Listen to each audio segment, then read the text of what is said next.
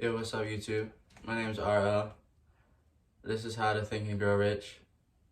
We're on Chapter 12, the subconscious mind, the connecting link, the 11th step towards riches. The subconscious mind, the subconscious mind consists of a field of consciousness in which every impulse of thought that reaches the objective mind through one of the five senses is classified and recorded, from which thoughts may be recalled, for withdrawn as letters may be taken from a filing cabinet. It receives and files sense impressions or thoughts regardless of their nature.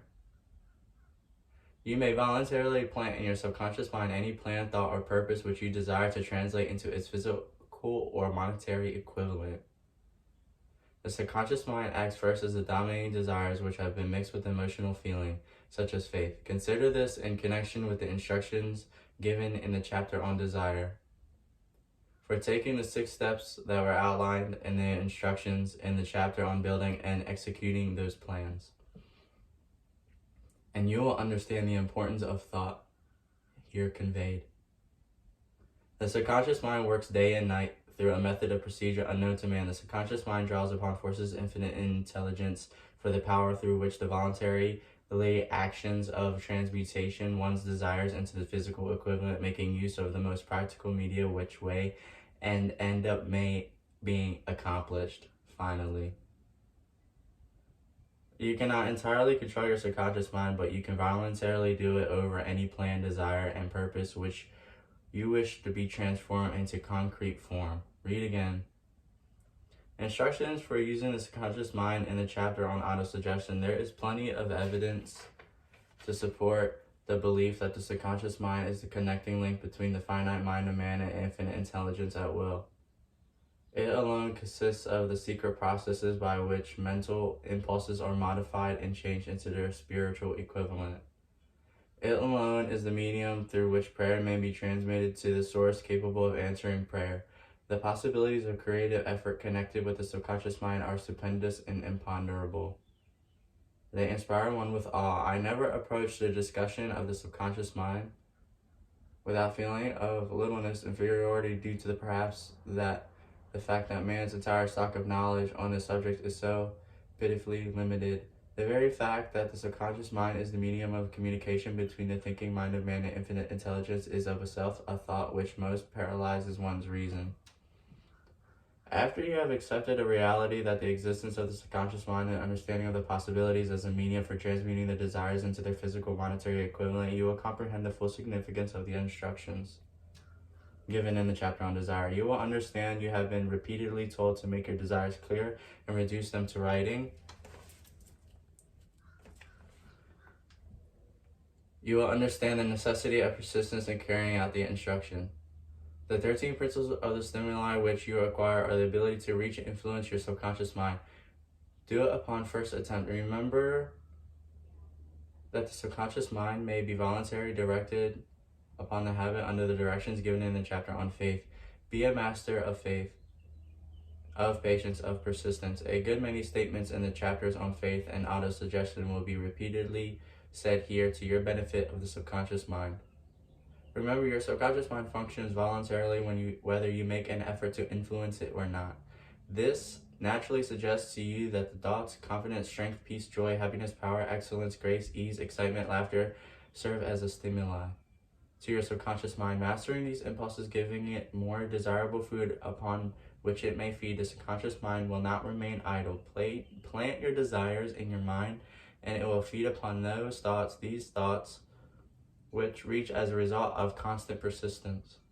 We have explained that the thought impulses positively reach the subconscious mind continuously form the sources which were mentioned in the chapter of sex transmutation. For the present, it is sufficient to remember that living daily in the midst of all manner of thought impulses which are reaching your subconscious mind without knowledge. Some of these impulses are opposite and some are positive. You are now engaged to shut off the whole flow of opposite impulses and to aid voluntarily into influencing your subconscious mind through positive impulses of desire. Achieving this, you will possess the key which unlocks the door to your subconscious mind. Moreover, you will control the door so completely that no undesirable thought may influence your subconscious mind. Everything which man creates begins in the form of a thought impulse. Man can create nothing which he does not first conceive in thought. Through the aid of imagination, thought impulses may be assembled into plans. The imagination under control used for this creation of plans or purposes leads to success in one's chosen occupation. All thought impulses intended for the transmutation into their physical equivalent voluntarily planted in the subconscious mind must pass through imagination and mix with faith. Mixing of faith with a plan or purpose intended for the submission to the subconscious mind may be done only through the imagination. From these statements, you will readily observe that the voluntary use of the subconscious mind calls for the coordination and application of other principles. Ella Wheeler Wilcox gave evidence of her understanding of the power of the subconscious mind when she wrote, "You never can tell what a thought would do in bringing you hate or love, for thoughts are things, and their airy wings are swifter than carrier doves.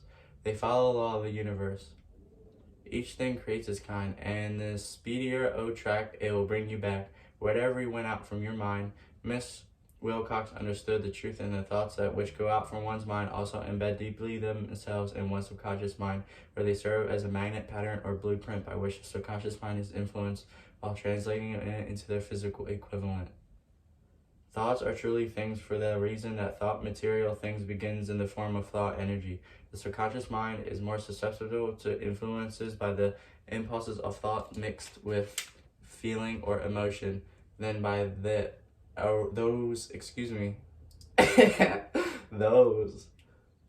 those originating solely in the reasoning portion of the mind. In fact, there is so much evidence to support the theory that only emotionalized thoughts and any action influence upon the subconscious mind. It is a well-known fact that emotion or feeling rules the majority of people. It is true that the subconscious mind responds more quickly to and is influenced more readily by thought impulses which are mixed well with emotion. It is essential to become familiar with the more important of the emotions. There are 7 major positive emotions and 7 major negative emotions. The opposite emotions voluntarily inject themselves into the thought impulses that allow the passage into the subconscious mind. The positives must be injected through the principle of autosuggestion into the thought impulse, and individual wishes to pass onto his subconscious mind. Instructions have been given on the chapter on autosuggestion. These emotions or feeling impulses may be likened to yeast in a loaf of bread because they constitute the action element which transforms thought impulses from the passive to the active state. Thus may one understand through thought impulses that each one has been mixed well with the emotion, are acted upon more readily than thought impulses originating in cold reason. You are preparing to influence and control your inner audience. All of your subconscious mind in order, hand over your subconscious mind for the desire for this money, which you wish to transmute into this monetary equivalent. That it is essential, therefore, you understand. The method of the approach of the inner audience must speak to the language for it. He, your call, it understands best the language of emotion and feeling. Let us therefore describe the 7 major positive emotions and the 7 opposite emotions, so that you may draw upon the positives and avoid the opposition, because you have been given a set of positive emotions and instructions to your subconscious mind. Here are the 7 major emotions. Emotion of desire, the emotion of faith, the emotion of love, the emotion of sex, the emotion of enthusiasm, the emotion of romance, the emotion of hope.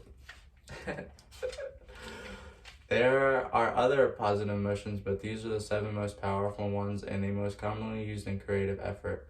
Mastering these 7 emotions, they may be mastered only by use, and other positive emotions will be at your command when you need them. Remember in this connection that you're studying a book which is intended to help you develop a money consciousness. By filling your mind with positive emotions, the 7 majors of opposite emotions that must be avoided, and you run from them. The emotion of fear, jealousy, hatred, revenge, greed, superstition, anger. So you must be happy, don't worry, give love, let go, hate never wins, we are all equal, and we live with no fear. You have to correct it. Positive and opposite emotions cannot occupy the mind at the same time. One or other must dominate. It is your responsibility to make sure that positive emotions constitute the dominating influence of your mind. Here, the law of habit will come to your aid. From the habit of applying and using the positive emotions to this point, it has been dominating your mind so completely that opposition does not stand a chance. Only by following these instructions literally and continuously you gain control over your subconscious mind. If you're an observing person, you have noticed that most people resent prayer only after everything else has failed, or else they pray by a ritual of meaningless words, and because it is a fact that most people do so only after everything else has failed, they go to prayer with their minds filled with fear and doubt, which are emotions to the subconscious mind acts upon and passes to infinite intelligence. Likewise, that is the emotion which infinite intelligence receives and acts upon. If you pray for a thing but fear as you pray that may not receive it, or that the prayer will not be acted upon by infinite intelligence, your prayer will have been in vain. Proper prayer does result in the realization of which one prays. If you have ever had the experience of receiving that for which you pray, go back in your memory and recall for actually the state of mind which you are praying, and you will know for sure that the theory here described is more than a theory. The time will come when the schools and educational systems and institutions of the country will teach the science of prayer. Moreover, then prayer may be and well reduced to a science. When that time comes, it will come as soon as mankind is ready for it and demands it. No one will approach the universal mind in a state of fear for the very reason that there will be no such emotion as fear. Ignorance and false teachings will have disappeared, and man will have attained his true status as a child of infinite intelligence. A few have already attained this blessing. If you believe this prophecy is far-fetched, take a look at the human race in retrospect. Less than 100 years ago, men believed the lightning to be evidence of the wrath of God and feared it. Now, thanks to the power of faith, men have harnessed the lightning and made it turn wheels of industry. Much less than 100 years ago, men believed the space between the planets to be nothing, but a great void, a stretch, a dead, a nothingness. Now, thanks to the same power of faith, men know that far from being either dead or void, the space between the planets is very much alive. That is the highest form of vibration, known excepting perhaps the vibration of thought. Moreover, men know that this living, pulsating, vibrating energy which permeates every action of matter and fills every niche of space, connects every human brain with every other human brain. What reason men to believe that the same energy does not connect every human brain with infinite intelligence? There are no toll gates between the finite man of man and infinite intelligence. The communication costs nothing except patience, faith, persistence, and understanding, and a sincere desire to communicate. Moreover, the approach can be made only by the individual himself. Paid prayers are worthless. Infinite intelligence does no business with proxy. You either go direct or you don't communicate. Thoughts you wish to communicate to infinite intelligence must undergo transformations such as can be given only through your own subconscious mind. The method by which you very may well communicate with infinite intelligence is very similar to that thought of the vibration of sound is communicated by radio. If you understand the working principles of a radio, you of course know the sound cannot be communicated through the ether until it has been stepped up or changed into a rate of vibration which the human ear cannot detect. The radio sending station picks up the sound of the human voice, scrambles, the modifies, and stepping up the vibration 1,000,000 times. Only in this way can the vibration of sound be communicated through the ether. After this transformation has taken place, the ether picks up the energy which originally was in the form of vibration of sound, carries that energy to a radio receiving station, and these receiving step that energy back down to its original rate of vibration so it can be recognized as sound. The subconscious mind is the immediate idea of the thought in your mind which translates one's prayers into terms with infinite intelligence, and it can recognize and present the message and bring back the answer in the form of a definite plan or idea for procuring the object of the prayer.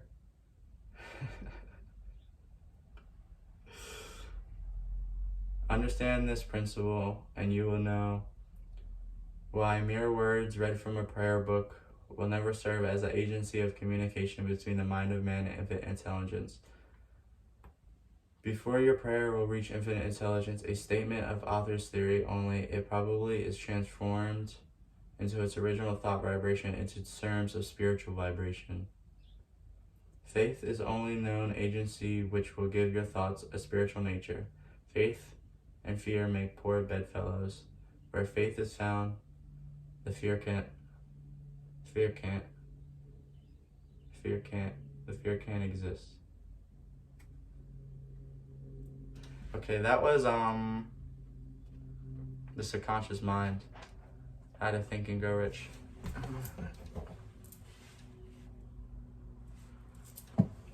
My name's R.O. and I hope you're listening.